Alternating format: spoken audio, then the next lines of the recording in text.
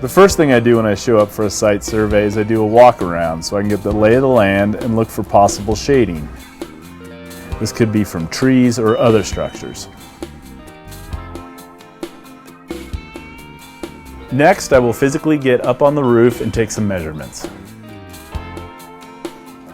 This includes utilizing the Solmetric SunEye tool. The Solmetric SunEye tool measures the shading and solar access of the roof to calculate how much energy the system should produce over the year. I also look into the attic to see what kind of structural support there is and take measurements if necessary.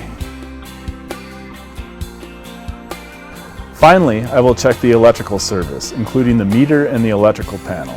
This allows me to determine if the PV system will be able to interconnect. To request a site survey for your home or business, give us a call or schedule online at sunlightsolar.com.